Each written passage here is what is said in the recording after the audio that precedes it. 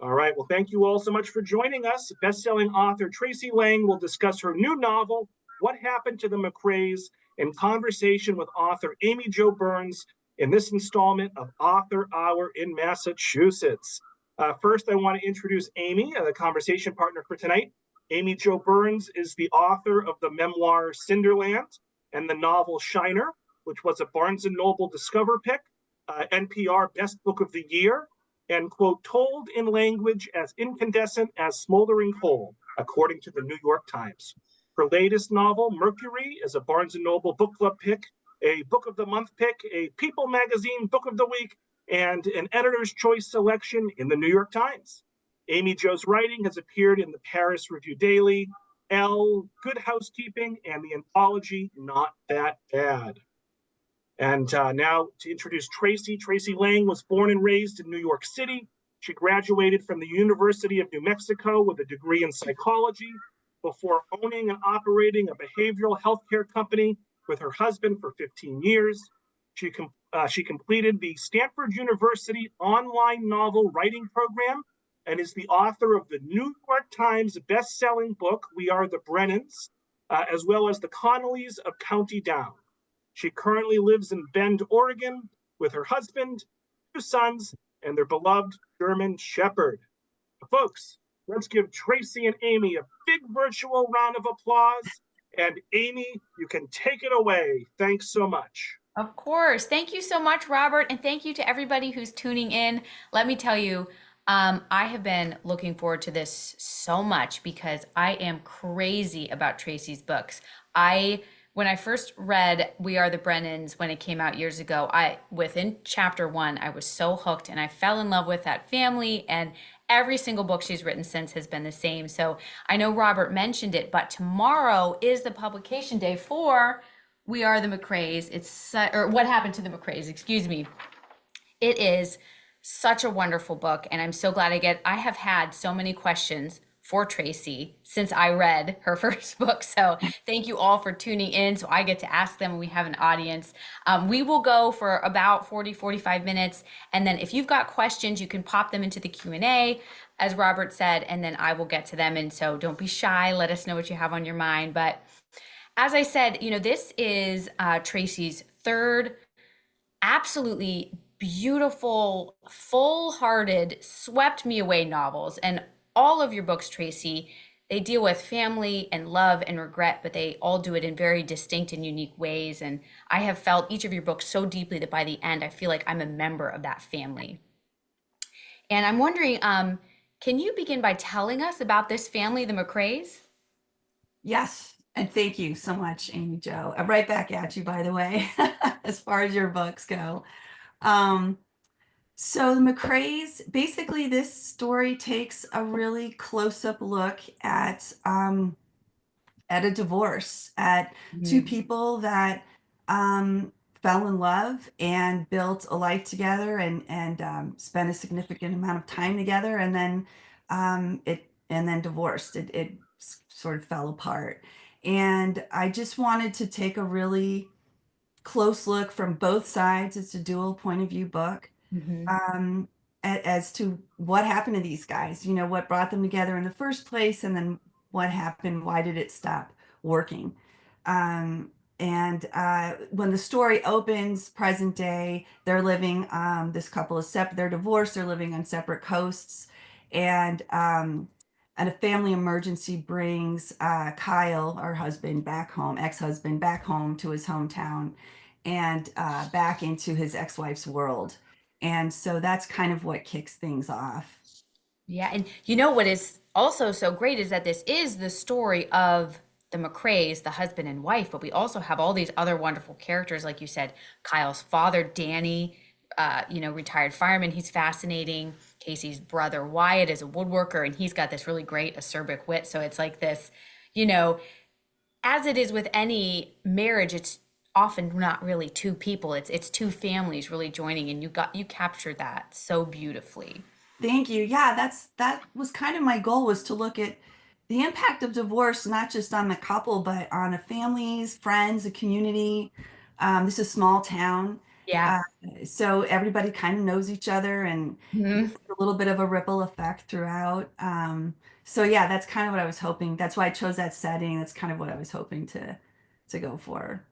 And you know what's really great too is there's this no, and please know this is a spoiler-free event tonight, but there is this couple that lives in the neighborhood across the street, and they're kind of always out on their porch whenever there's dirty laundry to be aired. There's this couple across the way that always sees it. That feels so realistic, doesn't it? Like somebody's always watching you at your worst moment, right? Yes. Yeah, they were a little bit of a later addition, but I thought, especially in a small town, they're one of Yes. those people that are just kind of watching, and they know all your dirt. Yes, because it's when you live in close quarters and it's a Yeah. town where everybody grew up together, that's exactly how it is. Yeah. Yeah. And so you mentioned the small town Potsdam, New York. I'm wondering, how did you decide? I mean, it's kind of a quirky town with its own unique history, a It university town, is. but also some other really interesting people living there. How did you decide to set it in Potsdam? I've so far, I've really been drawn to writing about New York, and I haven't lived Hmm. there in so long, but it is where I come from. Granted, Yeah. I'm from the city. This is way upstate, but I started with I wanted a small northern town, somewhere that like difficult long winters, where people often had to sort of depend on each other. The kind of town that where most people know each other. Yeah. And I had an aunt that lived in Palmyra, New York, way up there. I just kind of started to research the area. And Hmm. when I landed on Potsdam, there was just so much really neat history there. Some of it, some funny history that's in the book. And Yeah. then there are also two college campuses there, which I thought just brought in another layer to kind of look at. And then once I visited, it kind of sealed the deal. There's just a lot of personality and character, and it just seemed like the perfect setting for this particular story. Yeah, it's really fun. It fits right in and it feels like a character in its own right. And something else that kind of feels like its own character. So Casey, she's a high school teacher, and she's also the manager of the middle school hockey team. Right, And it's so right. endearing, and the players themselves are so endearing. And Kyle gets roped into it, and that brings about some, plot twist of the book. But why hockey? Do you have any kind of like history with hockey? A lot of people ask that. I don't have much. I had a cousin that played growing up. I went to a couple Rangers games, growing up. Yeah. But once I landed on the location, hockey was just kind of fit. That was Hmm. part of it was just a byproduct of the location. They don't only play hockey in Potsdam, but it is very much a hockey town. And it just seemed to fit really well. There's something about the nature of hockey, the physical nature of it, the teamwork involved, and there's a level of pain, Yes. which is true for any sport, but it just really seemed to fit. Uh, the more I kind of got into hockey and learning about it, and I had a little bit of a writer friend who became kind of a tutor. He's a hockey fanatic, so it just seemed again to just fit the story really, really well. I could have sworn you were going to say either you played hockey or your children played hockey because I'm reading it and I thought she's an expert at hockey. Hockey. I had no No, idea. no. No, I mean, our kids did other sports. Soccer and skiing was big in our house, so I was familiar with how it kind of takes over. You probably are too, all the Yes. carpooling and the Yes. tournaments and all the fun stuff. But yeah, for this particular setting, that's really what fit very Yeah. well. And we've, bonded it separately about being team managers for our children's Yes, sports. And yeah. I love that got some love because it does feel kind of like a second job sometimes. Yes, yeah, I managed soccer teams for a long time. My husband Yeah. was coach, so yeah, a lot of it came kind of naturally in that. I love it. And then it has that really organic just feeling where you feel like you just know these people and you would want them at your table on a Friday night for sure. Um, so we've got hockey, we've got upstate New York, we've got, all these different pieces. What was the first spark for you when you started thinking about this story? What was like the initial idea that you had? Honestly, the best that I can remember, it's always a little tricky, is Yeah. just really wanting to explore divorce. Yeah. Um, I kind of figured I'd get around to it at some point. My parents divorced when I was in middle school, Mm-hmm. and it was not amicable or smooth. It was sort of dramatic and difficult and hard on all of us. So, when we're writing, we're always processing stuff from our own lives. And so that's kind of where it started, just wanting to look at two people that built a life together, and then for whatever reason, it stopped working. Mm-hmm. So that was that's just really where I started. And then um, I go to characters after that. I Yeah. spent a long time getting to know my characters. And so I was thinking and getting to know Kyle and Casey and their families for a long time before I started that first draft. Mm-hmm. And you can tell because you can really feel the history kind of in every sentence that you write. It just feels like this is a family that has gone back, generations. So, Yeah. yeah, I love that feeling. And I also really appreciate that you, in all your books, but in this one in particular, I think you don't shy away from hard things for the McCrays. There's deep grief, there's attempted suicide, there's a stroke, there's hurting marriages, as you've mentioned. Um, but it's all handled with such warmth. And I'm wondering, how did you go about capturing such difficult realities with such a wise and guiding eye? Well, thank you. Um, I don't know exactly. I think that probably some of my experience in working in the mental health field probably played Hmm. to that to some Hmm. degree. We worked with families struggling with all sorts of issues. I mean, across the board. So I definitely am familiar with some of that and the Hmm. impact. And um, but it was just very much a gut thing as I was writing, and just trying to find that balance between what happens in real life, but then how we deal with it, and how we pick up the pieces after that. So yeah, it just kind of I kept checking myself and just trying to, and that's where the secondary characters and the middle school hockey players and Yeah. different parts of the book that brought some humor and warmth came into play. I thought that felt really important. Yes, because that's life, isn't it? You hold those hard things with the good all the time, right? Yes. Yeah.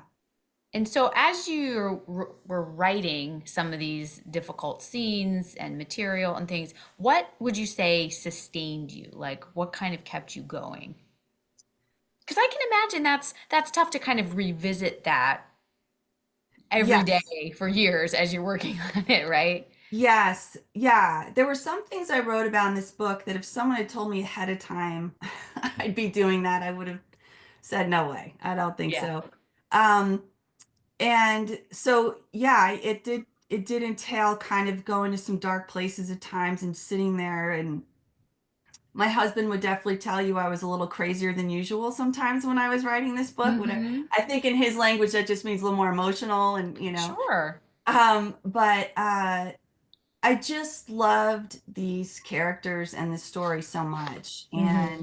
And so while I looked forward to getting back into it every day, as hard as it was, I looked forward to spending the time with them, Yeah. and really just trying to tell their story and Yeah. do the best I could. So Yeah. it was hard though. There were definitely some dark times, and having to sit with my own regrets as a mom and a wife and all of those things that Yeah.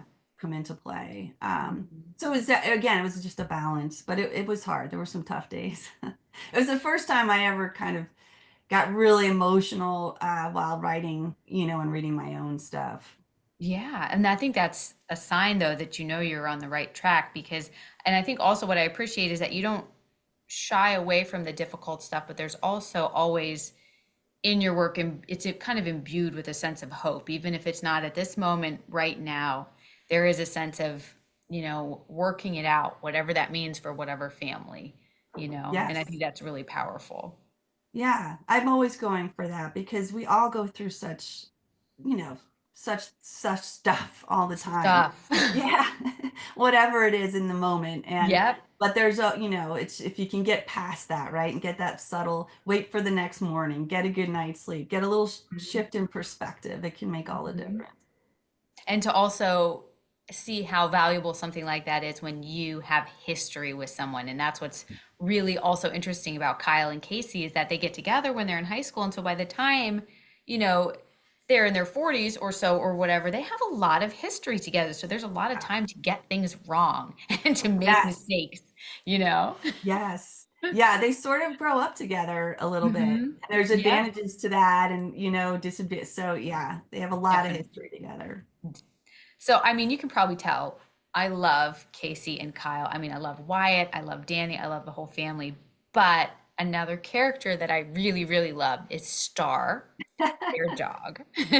And I'm wondering if you can tell us what the inspiration for Star, the character, was and is, and what you envisioned her role in the story being.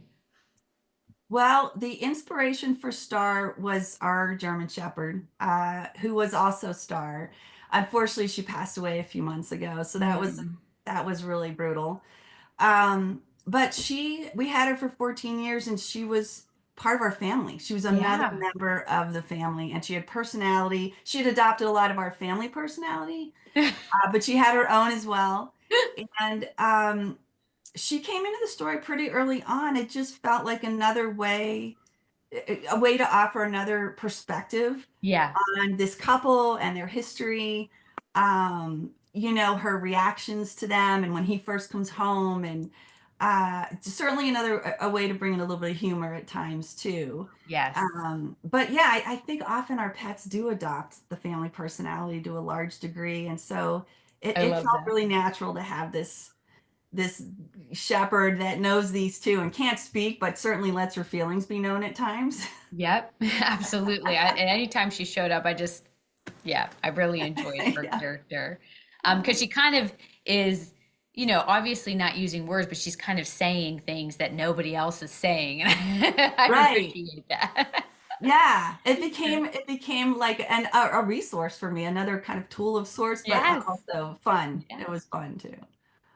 Do you have a favorite character in this book?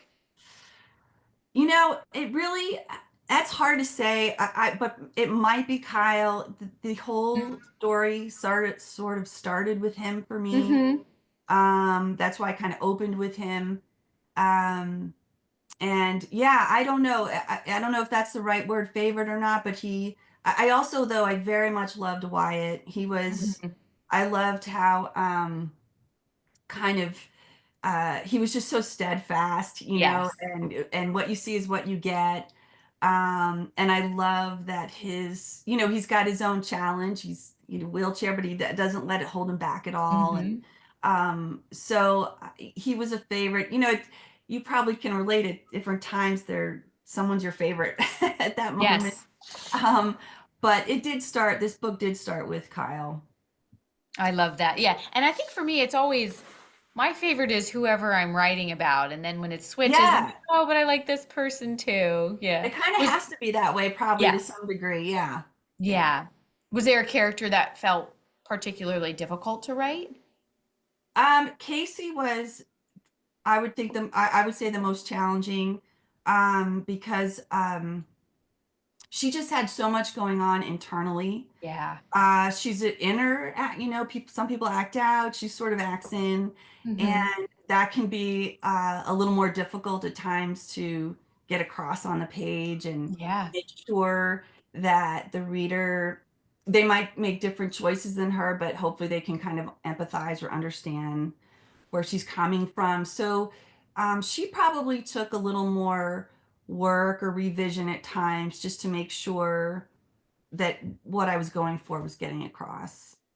Absolutely. And I loved her character so much because she is sort of this person everybody relies on and she is so capable and she's always there. But then you can say even that person deserves the right to crumble at some point, Yeah, and that's part exactly. of humanity. Yeah. Yeah. And Yeah. you know, she's not saint, but she definitely loves to be, she loves to feel needed and be Yes. needed, and that that makes her feel good. So that's a big part of her personality. But yeah, then there are times where she's kind of running low, running on Yes. empty. Yeah. As we all do. Yes. Yeah. And, in your acknowledgments, you mentioned the importance of community for yourself, in your life and as a writer, but also in this book. And I'm wondering, what is it that you hope readers take away from the book in terms of what community is? Um, I guess it's just readers take such different things away, and I'm Yes. often so pleasantly surprised when people reach out and let me know what they got from a book. Um, but I guess one of the takeaways is, something I would hope people would take away is just that idea that there's usually something else going on. There's usually another perspective, Yes. to whatever situation, Yes. or that whole idea of like not judging a book by its cover, Absolutely. and I might be wrong. I think it was Mark Twain that said there are room for two truths. I'm Hmm. probably butchering that, but that's kind of the idea that Mm-hmm. there's I just think so little about life is black and white. There's so much Yes. gray. And so I guess that that power of community, and understanding um how people can be there for you. But when Kyle comes home to his community, he kind of has some fears and assumptions, and he's not sure what to expect. Yeah. And in some cases it's what he thought, and in other cases it's not. And so just that support, the people that really know you, he so yeah, community was a Yeah. big part of this story for me. That's why I chose that setting, and um, Mm-hmm. people that know each other. Yeah, and now that I'm thinking about it, and this relates to community somewhat, but homecoming is such a theme in all three of your books as well, about what a gift it is to come home, but how really difficult it can be too, because you're not only dealing with your own sense of who you used to be, and there's a lot of friction with who you are now, but then everybody else's sense of who you are and whether you're still that person. And I think you capture that tension so well, and what it means when everything kind of meets. Yeah, yeah. There's something about that, because when someone comes back into the fold, it sort of kicks up things for everybody. Yes. Anyone, Yes. everyone in their world there. So, yeah, that is kind of a common theme, is trying to come back into the family fold, and what that Yeah. looks like for everybody. Excellent plot for a novel, always. I mean, you can't go That's wrong with right. that because every family is different, right? There's a million and one stories you can tell with just that one idea. Yes, for sure, for sure. Yes. So, where would you say, where do ideas kind of come from for you? Do you have ideas for a long time before you start to write? Do you kind of read something and you get inspired? Um, so far, all of my books start with a general, really sort of vaguish premise of some kind. Like this Yeah. one was, okay, I want to take a look at divorce here. Yeah. Um, and where that comes from, that's hard to say. I think that original little nugget of an idea is either from my own past, or what I see going on around me, or maybe a situation I heard in the news, or Yeah. from someone I was talking to. So that's a little harder to pin down, that original sort of nugget of an idea. But um, once I sort of glom on to something, then that's when I spend a whole lot of time getting to know my characters. And Mhm. um, that is usually, I've been surprised when I look back in my notes to find that that can be somewhere 6, 9 months, maybe even more, before I actually start writing that first draft. I'm Yeah. starting to think about those characters. And it's usually when I'm working on the previous project. So they're just sort of taking root, and I'll take some notes and maybe write down some things. But I Hmm. spent a lot of time just getting to know them before I start that first draft. And I don't know how you do it, but I'm somewhere between a pantser and a plotter, as That was far going as, to be my question for you. yeah, I don't plot. I don't start with an outline. I start with the characters and some situation, Yeah. and then I kind of go from there and Hmm. build it as I go during that first draft. Hmm. And would you say, does it take you in general like a certain amount of time to write a book, or is it hard to say? For me, I'm all over the place. I for how long books take, I can't guesstimate for myself. So far, each one seems to take a little bit less time. Hmm. This book took roughly a good about a good year Hmm. from first draft to Yeah. when I kind of finished and felt like, well, as finished as they get, as Yeah. you know. Hmm. Um, but the two before that definitely took a bit longer. Um, this one though, it was in a way with the dual narration. It was like kind of a tight narrative, and so I don't know. It felt like it went a little faster than normal for me. Hmm. Hmm. And what's your writing day look like normally? Do you like to write in the morning? What's your process like? Normally, I get up and first thing I work for a while, and Hmm. then I maybe late morning or so kind of stop and live life, take a break, Yeah. work out, whatever it might be, errands. And then I usually do come back to it in the afternoon for couple, 3 hours. So that's my typical day. And Yeah. I usually touch it in some way every day, even if I don't have a lot of time, if it's just sort of reviewing maybe what I did yesterday or Yep. you're thinking about that next chapter, whatever it might be. So that's my typical.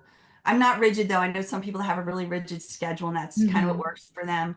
But I'm usually on it just about every day. Yeah. And it can get a little bit tricky too when you have a book coming out and then you've got other things to do that are not writing, but certainly writing related that are really important, to getting your books Yes. out in the world. Yeah, definitely. Yeah, there are those days like lately I've had a little bit of work to take care of in preparation for tomorrow and Right. yeah. Yeah. And But sometimes having that next one, I don't know about you, but it sort of helps me stay sane while I'm waiting for publication yes, day and it yeah. is necessary. And I was going to say something funny that I feel like every writer I know hates having to do when their book comes out is to make a video of themselves talking about the book. And it's so funny because, you can spend a day's worth of work, write a chapter, edit 20 pages, whatever it is. But if you have to make a 30-second video, it will take you all Oh, freaking it's the day. worst. It's the worst. Yeah. There's a reason we write, right? Like, It's yeah. every single writer I know says, "Oh, I had to make a video and it was terrible." I know. I know. It's awful. And I'm always like, I'm gonna do this really quick and get it done. And like two Yep. hours later. And it Yeah. never is. That's it. That's it. Something else I wanted to bring up is a really fun thing about reading your books all together is that there's little connections between the worlds of the characters and these little things that connect them in all three. And that's really fun. If it's just a little mention or a little cameo or something, is that apparent to you kind of from the beginning? Or is it one of the last things you figure out? Or how does that come about to you? Um, it usually comes in later. It's usually not in the first draft because you learn so much in that first draft, right? Yes. Hmm. And so it's usually a little later draft where I think about, okay, what would make sense here? Yeah. Where can I work in those two first books? And um, but it's been, I did it in the second book, and people loved it and had fun with it. So Yeah. I did do it in this one as well. One of them is really subtle, so I don't know. We'll see if people get it or not. But it's fun, but it's also just I think sometimes the world is such a small place, and Yes. so it just made sense to me to keep trying to. So I'll keep trying to do that. Hopefully, it Yes. won't get too far And fetched. But and for me, I was going to say, for me, it lends to the believability of the whole thing because that's our world sure, populated with circles that yes, overlap sometimes, especially that's if they are right. all in New York for the most Yeah, part, for example. There are going to right. be those kind of connections for sure. Yeah, this one was a little more challenging just because they're so far upstate, but it Yes. worked. Yeah. Yeah. Um, while you were writing, did you read or listen to anything in particular that helped you as you wrote? I had a soundtrack, like a playlist I put together. And what's been really interesting for me is it just I know you posted your Mm, playlist for yeah. Mercury, which Hmm. I really enjoyed listening to.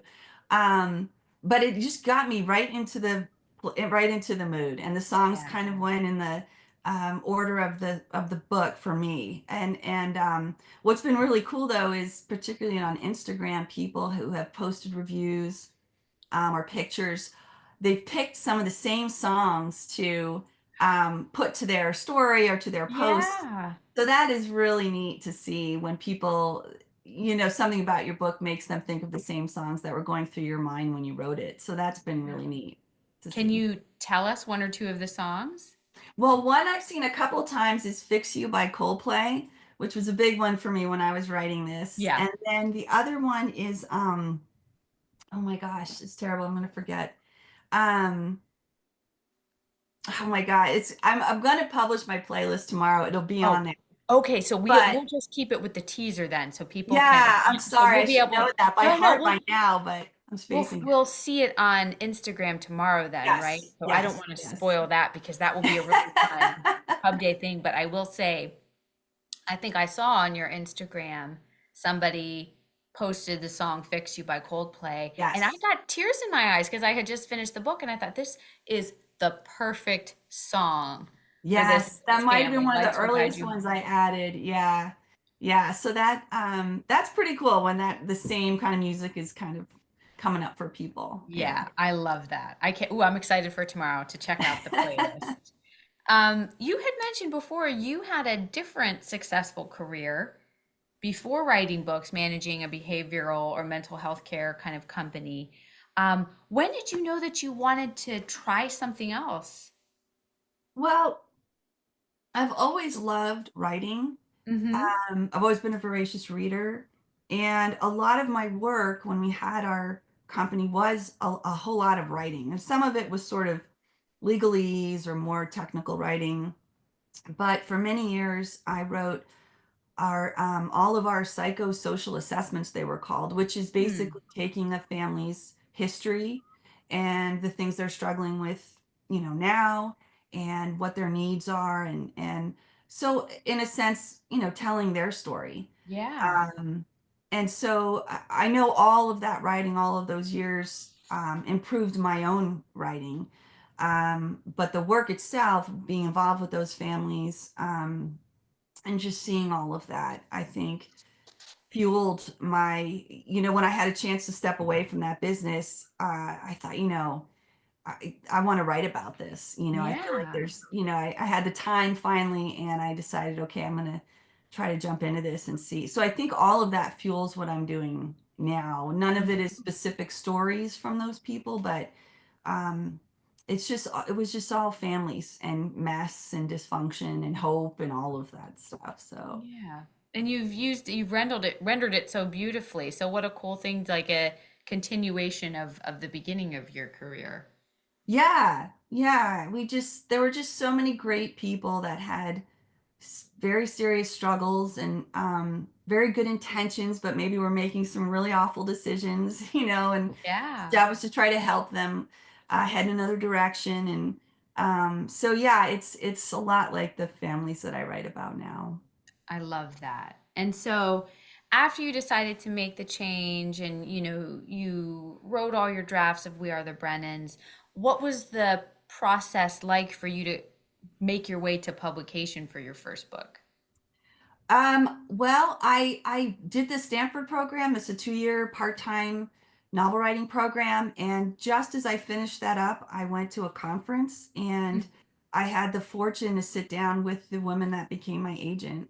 And she is absolutely wonderful, and she saw the diamond in the rough, and Oh, she helped me make it better and better. And then of course, we went from there and took it out to publishing houses. So I was very fortunate, because she got what I was going for and had the same yes. vision, but she helped me make it a lot better, Mm-hmm.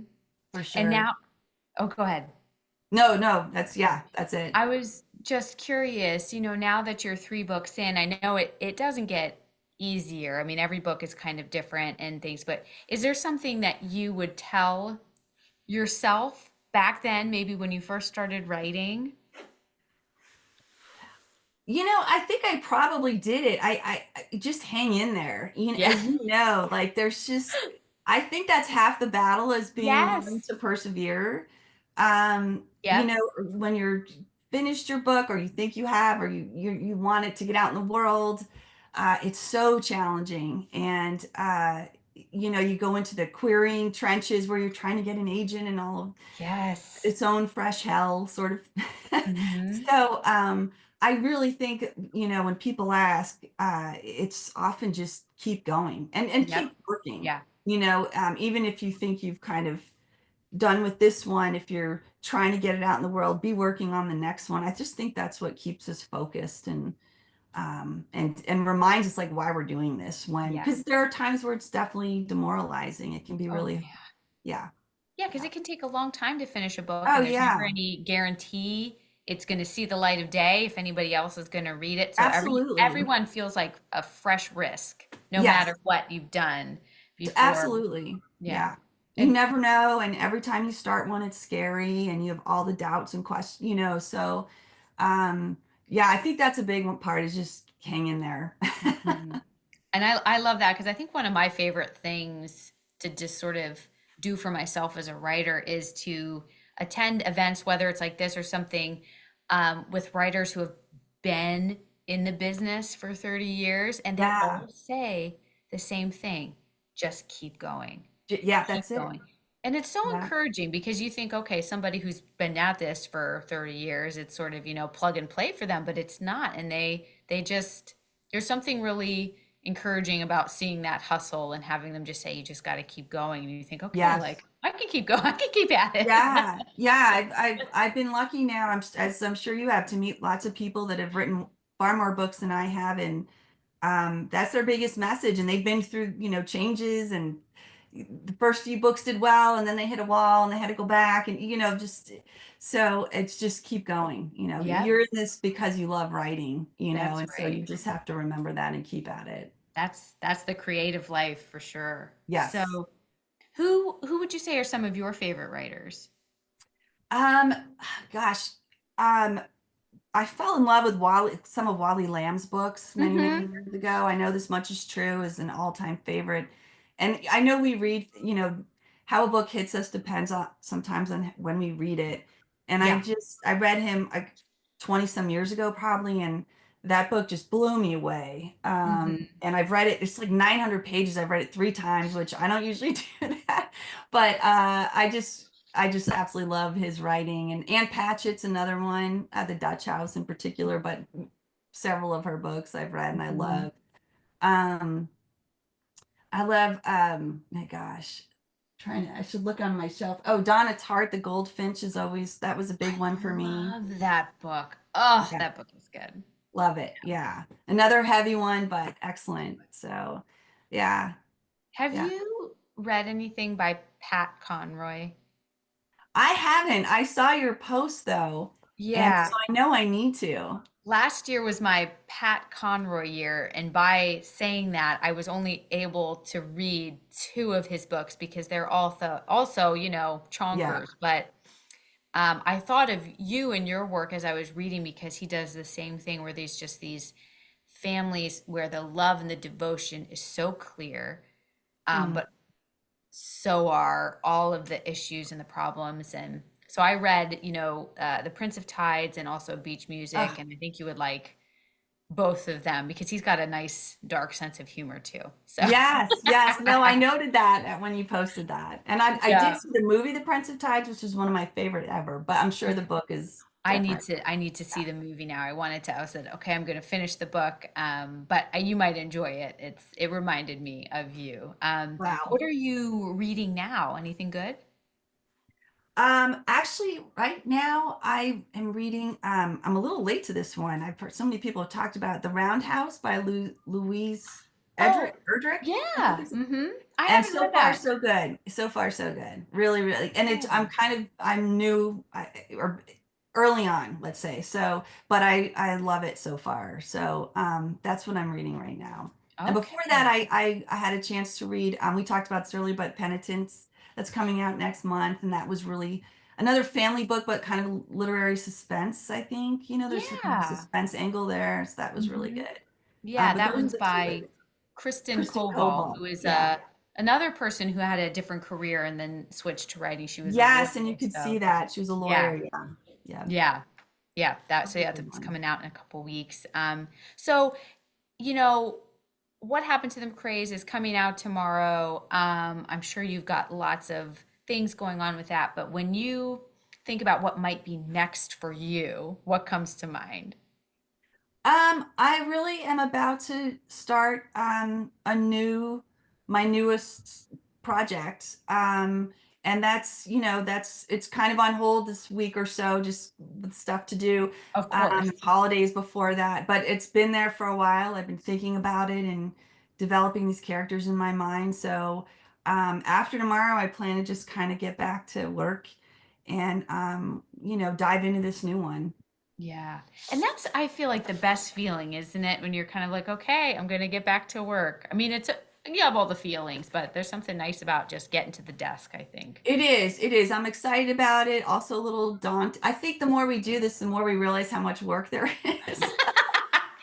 Yeah. Yeah. The first one or two books, you're like, oh, yeah. But now I know, like, how many drafts there are going to be and how much work Yeah. it's going to take. So it's a little daunting, but yeah, I'm definitely excited to get in there and start fleshing out these characters I've been thinking about for a long time.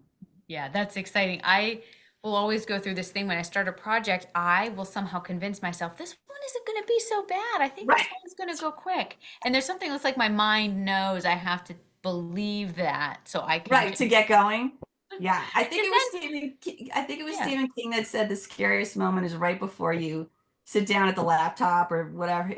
And that's true for me. So I just, That's it. but after tomorrow, I'll sit down and get going. That's So it. Because once you get into the middle, you're like, well, I'm already here. I'm about I halfway know. in. So Yeah, that's right. quicker to just steam ahead. Yeah, and my writing group, I have a very regular writing group, and so Oh, they're wonderful as far as that accountability and support and all of that stuff. So oh, that's they'll be wonderful. waiting, so I'm gonna have to get on it, and it's a good thing. Yeah. Oh, that's great. So, how does that work for your writing group? Do you guys meet once a week, once a month? We generally meet every week, and there we're in different parts of the country, so it's Zoom. And we've been meeting for years and years now. And of course, we take breaks when we need to, but for the most part, we're kind of on it, and we just swap work each week. And at this point, this one poor guy's probably read everything I've ever written, but they always help me, make it better for sure. Absolutely. I love that. And so I'm going to turn it over to some of the audience questions that we've gotten. So if you have them, go ahead and pop them into the Q&A. Don't be shy. Um, I know Tracy would love to answer your questions and get to chat. I mean, as an author, anytime you get to kind of interact with a reader, it really is just such a great experience. It So, is. It is. Yeah. um, Yeah. I mean, we talked about this a little bit, but this comes from Heather Hazelton, but she did want to know what are some of your favorite authors and books? But the second part of her question is, are or were they influential to any of your novels?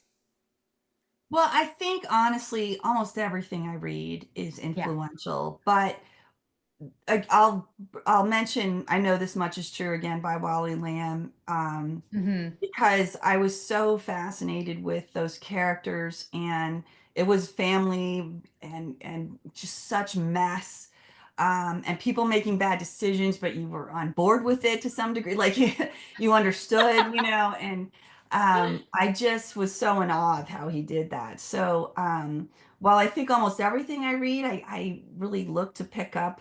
I just read something recently. It was Catherine Center's The Rom-Commers, her new one. I hadn't read her before, and I was Yeah. looking for something kind of fun, and it was great. And this it's just such witty dialogue, and so you always try to look out for stuff that you think like you can improve on and learn Yes. from. Um, so yeah, I would say most of what I read, I try to learn from it and think about how I could maybe apply it to my own. writing, but they're definitely someone like Wally Lamb or Ann Patchett or Yeah. those. There are certain books that have been really. Another big one for me was Bryn Greenwood, All the Ugly and Wonderful Things, Oh, what a great which title. yeah, it was out. I think it was probably 2016, and it was a bit controversial, but I loved it because it was so. It was all about the shades of gray. Nobody in there was all Hmm. good or all bad, and so those are the kind of books that I'm drawn to, and I think I try to learn from. And speaking of the rom-commer, so I haven't read that one. I've read some of Catherine Center's other books, but sometimes it's really great to read a book that's outside of the genre that you Yes. write or is a little bit different because you can see so much of how they're good at what they do and like you said, kind of find little ways to see if you can attempt something that they do. But um her Yeah. books, she is funny and gets banter, but she's also her heart is really big and that comes across. I think you read things something like Things We Saved in a Fire by No. her. I think you might really like that one too. That's a Okay, great one. yeah, I'll keep that in mind. Yeah, I really enjoyed it, and I do try to read across Yes. genres. But yeah, that was fun, and I loved her dialogue. It was just quick and funny, and yeah. I'm gonna get that from the library. Like I have It's a my good little one. TBR. I'm like, maybe I should try to conquer the Wally Lamb book because I have been intimidated by how long it is. I But know, I know, I yeah. know. And the rom-comers is about writers, which is always kind of fun to read about Oh, a that's writer. always fun. Yeah. Yeah. Um, Somebody also asked, are there some parts of the characters that come from the people that you know?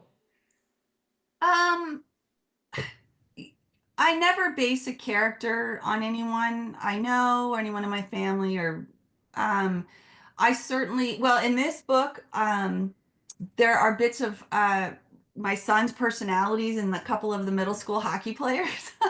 Hmm. When I knew there was going to be a hockey team, I couldn't help but think about them and their friends and their sports, and so I did draw a little bit on that, on their personalities and a couple of their buddies. But no, they're very much in my mind their own people, Yeah. my characters, and so I really can't say they're based on anything. There might be a certain situation or there were little situations in this book that I drew on from my own, like my husband and I, our Yeah. history, little things. But yeah, there's no one's really based on anybody but I will sort of draw on little stories people have shared with me or personality Yeah. traits, things like that. It's interesting because I think when we start writing characters, it can feel like, oh my goodness, it would be easier if I actually knew this person or I could just pull from somebody's life. But it ends up being a bit more restrictive because people are who they are. So when you get to actually create them is when they really start to feel real, which is kind of, I don't Yeah. know, paradoxical a little bit. But once they feel like it's yours and it's kind of coming from you, then you feel like, it's somebody that could maybe survive in the outside world on there. Yeah, exactly. And I think that's why I spend so much time getting to know the characters before I flesh out the Yeah. story because once you've created these people, only certain things are going to happen, and Yeah. like in Kyle and Casey's case, I didn't know until I was well into that first draft what split them up. I didn't, Yeah. I Mm. had no idea until I was sort of got to know them and I was writing the story and then they kind of told me to some degree what Yeah. happened there. So yeah, I put a lot of time and energy into getting to know those guys first before I jump in. Yeah. Because it's going to be something that, the nail in the coffin is going to be different for every single person. So, Exactly, exact. Two yeah. different people would have a different story. So yeah, Hmm. yeah. And let's see, Robert would like to know what general advice you have for new and aspiring writers. Other than hang in there and keep at it, one I always mention is to try to find your writers group. And people do it differently. I meet every week and we have our system. I've talked to people that they might meet less frequently or do different things during their meeting Yeah. time. But whatever it is, it's a it can be a lonely job. I sit here in my office for hours, as I'm sure you do, and you're alone except for the characters in your head. Yes. And you also lose perspective at times. And so it's so helpful to have people that know you and what you're trying to do. And they can kind of reflect back and tell you what's working or what's not, or just hash out, what do I think where am I going with this, Hmm. but they're also there for that accountability, like I said earlier, and that support. So, and I just think it's really important. Otherwise, you are kind of just in a silo of your own. And I mean, there are times I'll be like, I can't even tell if this makes sense. I need someone to Yeah. listen, talk to me about it. So that's another tip. I try to encourage people to find their group. I think that's great advice. And something cool now is that, I mean, there's lots of online things you Yeah, can do to find writers groups. yeah, Um, Lots of different, just websites where you can provide feedback and people give it back to you. And totally. there's a lot of ways to be connected now, which is really wonderful. And Yes, um, I know for me, this was way back, but when I started out, my first like writers group that I tried to go to just met at a Barnes and Noble. yeah, And that's kind of yeah, was my first thing. And then I've also gone to library ones that are really great. And those are often just rolling month to month. And then you meet people. And sometimes then you can section off from that if you want. But yes, that's right. Yeah, I yeah, happen to find mine in that Stanford program, and that's why we're kind of all over the country and we Zoom. But yeah, it's wherever you can find it.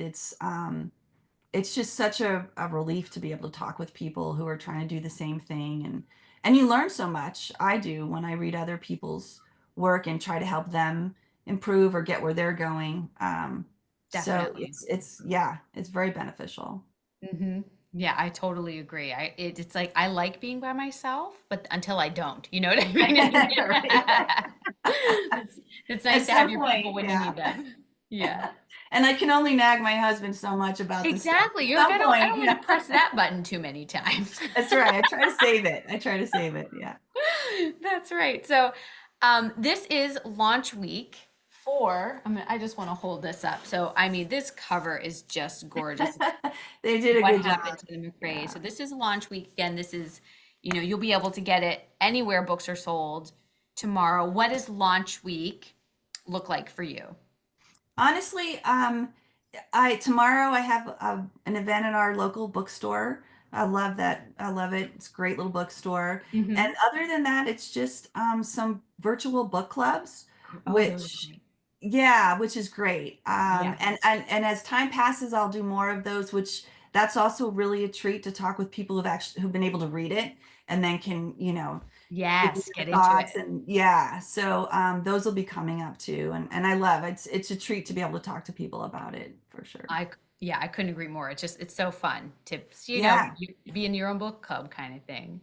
And they Yeah. often have a different take on it than I ever thought of. They take things Yes. that I never, that surprised Mhm. me. So I Yeah, love it. I agree. I agree. And so, last question, if people want to hear more from you or get up to date about where you might be appearing or anything to do with what happens in the McCrays or any of your other books, what's the best way for them to find you, find information about what you have going on? Probably the most up to date is Instagram. Yeah, I tend to post anything related to the book there. great. And then I do have my website. It just gets updated a little less frequently, Sure. probably. TraceyLange.com. So yeah, but yeah, Instagram, I see you on there a lot too. It's such a supportive community. It is. And so I love sharing anything that's going on and on there. So dated, I'm on there just about every day. So Okay, great. So if you're looking for Tracy, that's a great place to find her.